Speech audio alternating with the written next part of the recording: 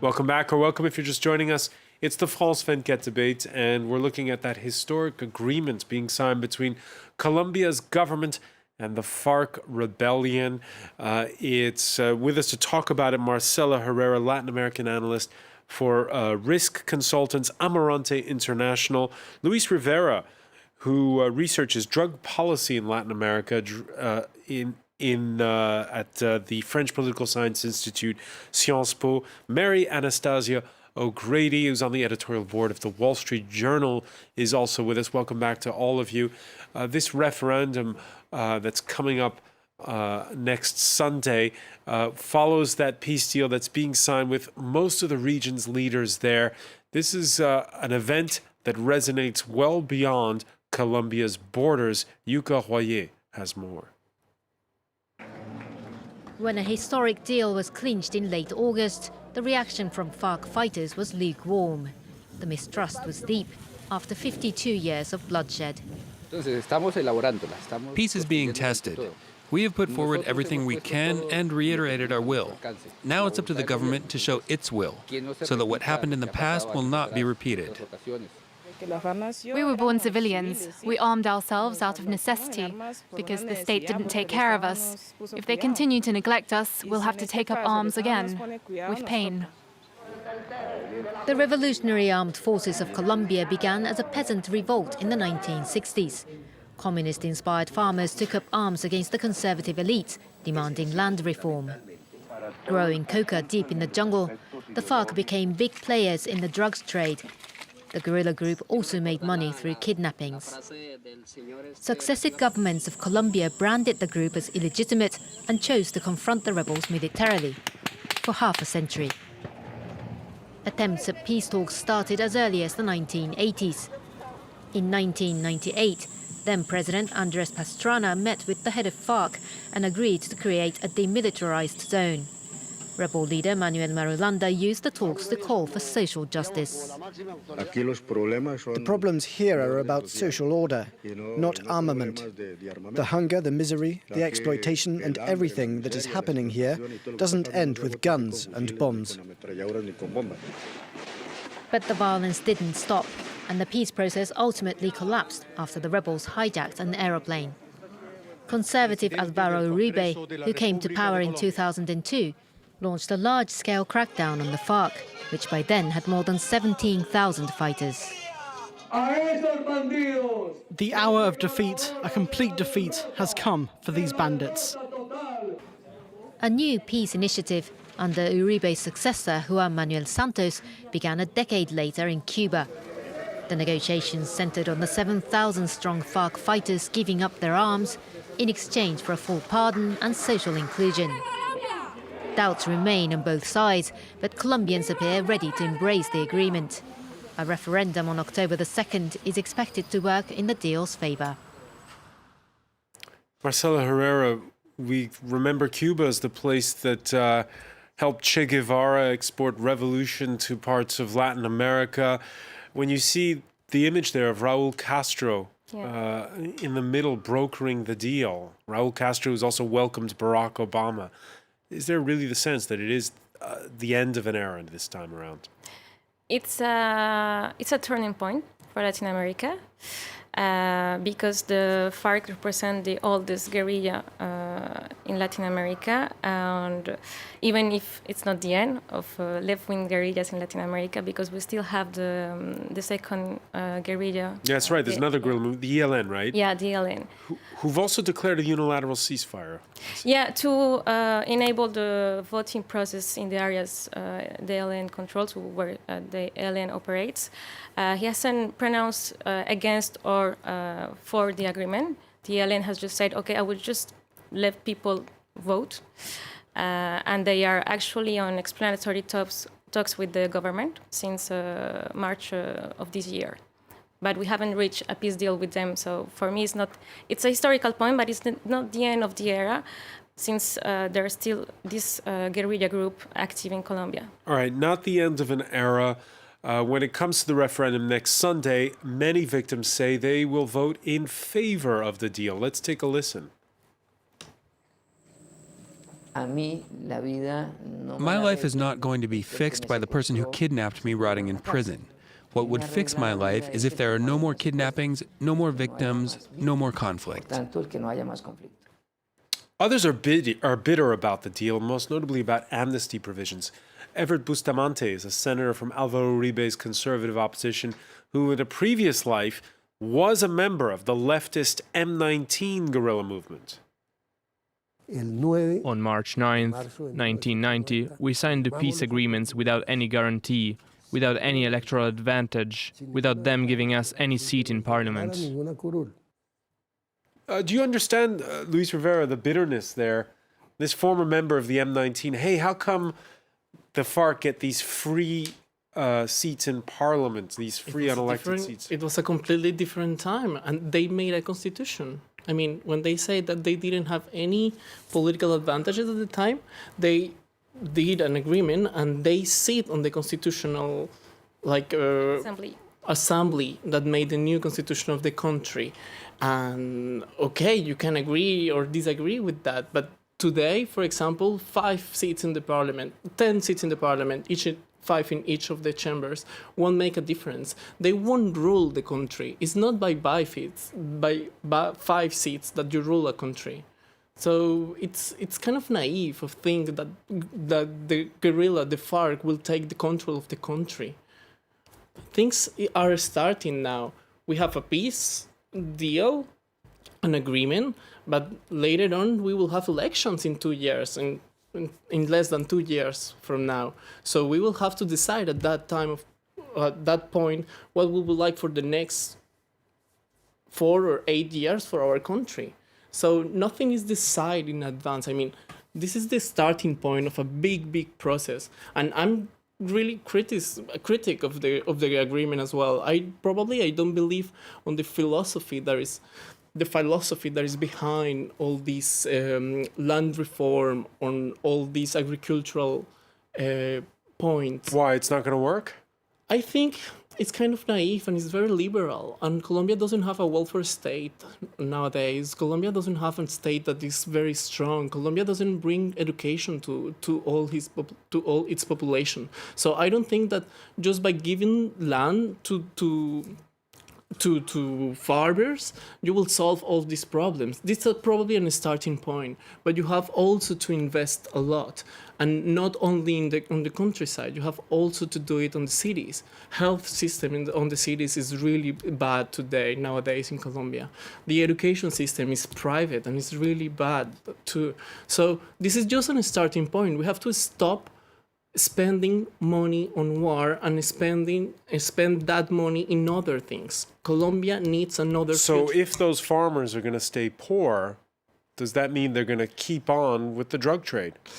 That's a big critic, and I think this agreement won't solve the drug problem in Colombia. And when you talk to negotiators, they agree with this. What is the point of this agreement? The 4th point, the drug trafficking point, is that they want to separate FARC from drug trafficking, but they don't pretend to solve the drug problem in Colombia. And the President Santos has been very active in the international level this year and during last year. Colombia has been very outstanding of its role in the international discussions on drugs, and he's calling for a new approach on the drug problem. Mary Anastasia O'Grady, what do you do to empower the small farmers that are prey to the FARC and to the drug movement? How do you offer them an alternative? How do you empower them? Well, first of all, I think it's really important to note that worldwide there is a phenomena of people migrating to cities, and that's because growing food and basically living in rural areas is less and less a way for people to improve their living standards. It's if you give, as the gentleman said, I mean, if you give a little postage stamp of land to people, you can make them subsistence farmers, but you're not really going to change their living standards. What Colombia needs is foreign investment. It needs capital to come into the country. You're not going to lower the level of poverty in Colombia unless you have capital coming into the country. And one of the reasons why you don't have capital coming into the country is because of the violence. And and the tax regime and a lot of other things that the Santos government has done wrong. But purely on the violence level, I think one of the reasons why this is such a cruel hoax against the Colombian people is because there's already lots of literature about how these drug routes, if these FARC people pull out, and it's not clear to me that they will, but if they do, that vacuum will be filled. So you are going to continue to have this level of criminality, organized crime, which is basically what the FARC is at this point. The only thing you're going to have different is you're going to empower politically the FARC. And to the point about the Castros being there and sort of supporting this deal, I mean, Fidel Castro has coached the Latin American left to give up the armed struggle and to go about it politically, as Evo Morales did in Bolivia. And his coaching is go about it politically, get power, and then don't step down. And that's what we see in Nicaragua. That's what we see in Bolivia. That's what we see in Ecuador. That's what we see in Venezuela. And this is the path that the FARC is thinking they're going to take. Now, whether or not, they'll be successful, I don't know. But they're going to have weapons and they're going to have money. And you don't need much more than that to get power in Latin America. But we're seeing the trend is elsewhere. Cuba is opening up to the United States. It's looking for friends elsewhere. It's looking to import its oil from Russia, no longer from Venezuela. The idea of this Bolivarian revolution seems to be dying down. Just look at Venezuela. But I don't agree with you. I mean, I think that in Cuba, the President Obama threw a lifeline to the Castros in the sense that there's some U.S. capital is now flowing to Cuba. But as far as that being a military dictatorship, it has not changed one iota since December 2014. It's a military dictatorship that neither you nor I would want to live under. People don't have rights. Companies cannot go there and negotiate a salary with a person. They negotiate with the dictatorship. They pay the dictatorship, and the dictatorship pays them $20 a month, which is barely enough to live on. The Cuban military dictatorship hasn't changed at all. Venezuela is refusing to allow a recall referendum this year. That means next year there will be a change in president, but there will not be a change in the regime. And as I mentioned, I mean, in Nicaragua you have Ortega in power and he won't leave. And this is repeated over and over again where the left has gotten power through a political channel, but then gets into power, gets control of the military, and consolidates that power and ends the modern liberal democracy. All right, let me bring in Marcela Herrera. Are Colombia's institutions under threat by this agreement? It doesn't seem to, because Colombia has a really strong political institution. It's the oldest democracy, and the state has always been strong, despite the decade when the FARC were so strong. They were like 20,000 FARC members. They did a lot of attacks in Colombia, kidnappings, and despite this black decade, the survival of the Colombian government, or the Colombian state, was never threatened. All right, Colombia's president, former president and serial tweeter, Alvaro Uribe, he's leading the charge for the no vote next Sunday. Let's take a look at one of his tweets. He said earlier, why is the international community coming to endorse impunity for the world's largest cocaine cartel, the FARC?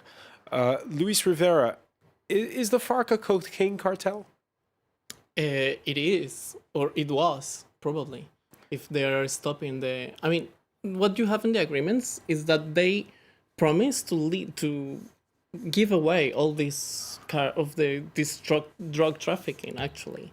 So it was a cartel, and yes, it was a cartel, and you can say it. I mean, after the die of the cartels of Pablo Escobar and all the cartel Medellin and Cali cartel, and in the 90s, it was the FARC and the paramilitaries who took control of this drug trafficking, of the cocaine crops in Colombia, and this is why they found themselves, and this is why they were so strong.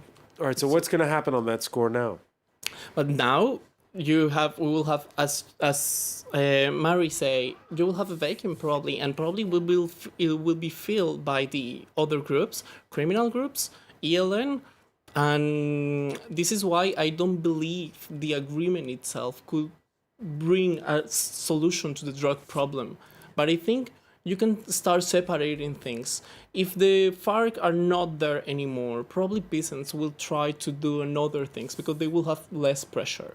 So they will try to make a substitution of their crops, their cocaine crops.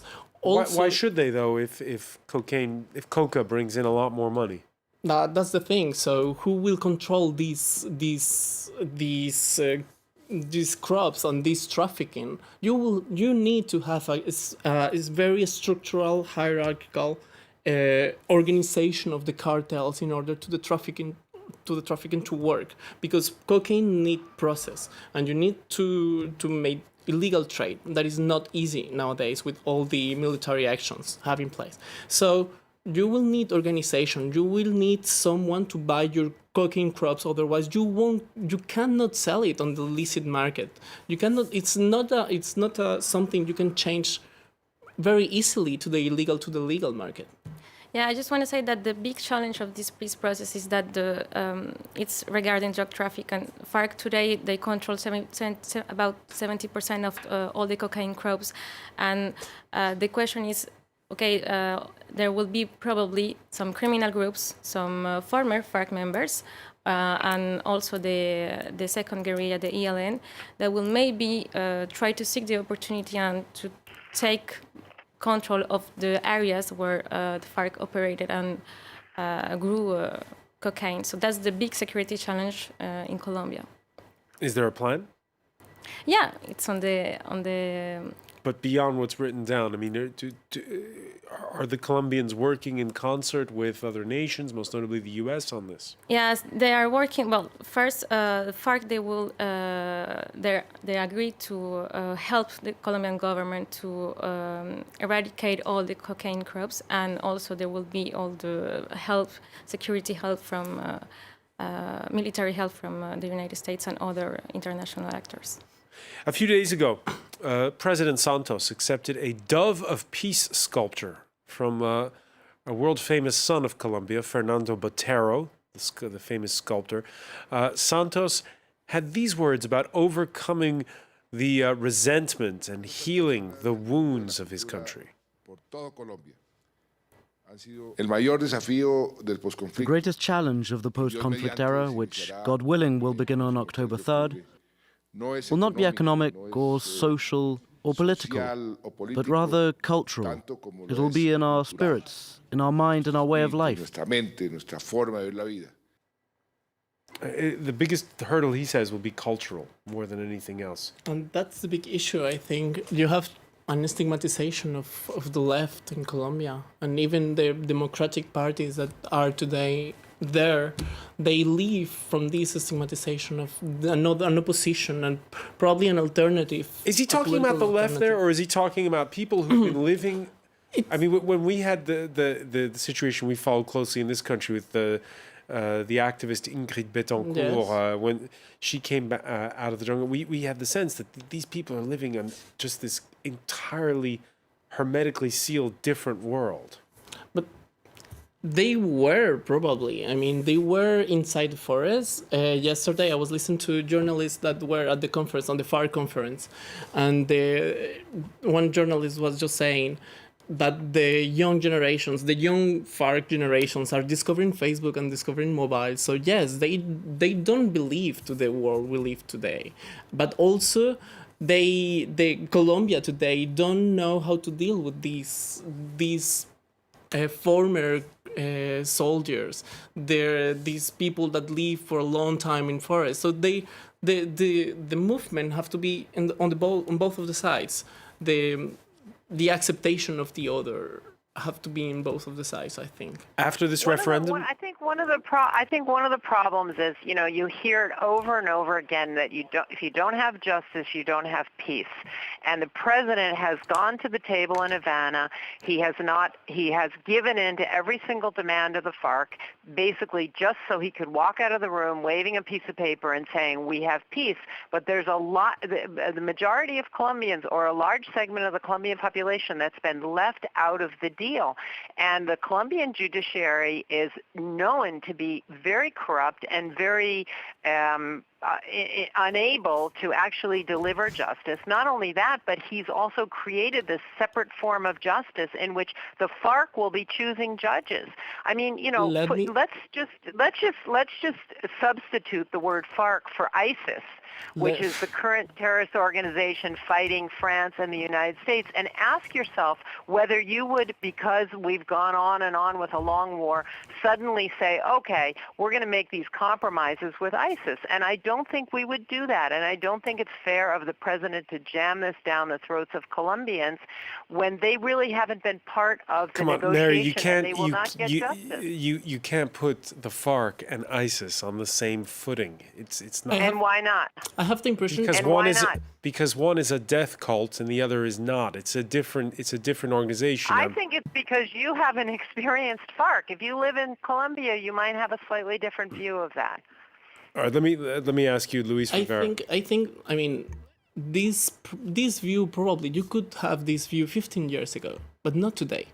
15 years ago, the FARC were really, really brutal, were really, really aggressive, violent, and the judicial system in Colombia, the judiciary system in Colombia was not good at all. But I don't agree with you, for example, with this idea of that the judiciary system doesn't work today. That was one of the points of the Colombia plan too. The Plan Colombia, it was to improve the judiciary system, and it changed. All right, under the deal, let's just answer Mary's point. Under the deal, how much influence will the FARC have on the judges and on the judiciary process? They won't have a lot of influence. I don't think so. I mean, they will participate in the process of selecting judges, but there will be international judges too. Yeah. There will be government, the FARC, and international actors that will appoint these judges that will judge all the crimes made by the FARC and also by state actors. And what's your belief on this? Will people have faith in that system?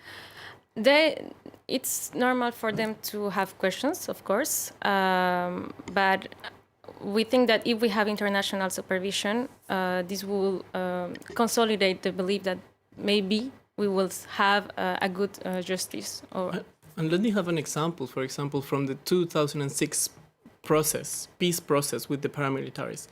Actually, people trust in this process, and this process, you can criticize it. It has a lot of problems in itself, but we also had truth, and the victims were recognized, and it was when the victims start being recognized in the country, and that's very important. I want to get back to the point. Well, it's well documented. Oh, sorry. I'll just say quickly, it's well documented that there's a big problem with false witnesses in the Colombian justice system, and you both follow Colombia, so you know those documents. Thousands of cases of false witnesses that have sent people to prison. Let me ask you about this point, Marcela Herrera, which is we heard the president say the greatest challenge is a cultural one. We're seeing right now in neighboring Brazil and neighboring Venezuela, the political polarization is growing every day, it seems. In Colombia, after this deal, this polarization, is that going to increase or diminish? We will have to wait. We will have to wait the results of the referendum. What's your gut feeling on this? I think there's a polarization regarding the FARC, but it's the people are less against the FARC than they were before, because the FARC, they have proven that they are willing to lay down arms the degree of violence in Colombia has really decreased over the past years. They have halted kidnappings, so they are less against the FARC. They think, okay, they don't support the FARC, but they are less against the fact that they could be on the political spectrum tomorrow. And more broadly, when you go to Bogota, the polarization between right and left, is that something that's increasing or diminishing? I think it's increasing. And I think it's because we have this idea that by signing the agreements, that gives power to FARC to come into power. I mean, it brings FARC into power. And that's not true, actually. I don't think FARC will win an election. And the president doesn't believe this too. I mean, and that's something that you can discuss, but I don't think the FARC will have a strong support. People are willing to have peace, so not having the FARC with guns, but they won't support probably their ideas because there are alternatives to the FARC on the left side. There are the Green Party, there are a lot of candidates that were very strong, even in the last election, the Green Party.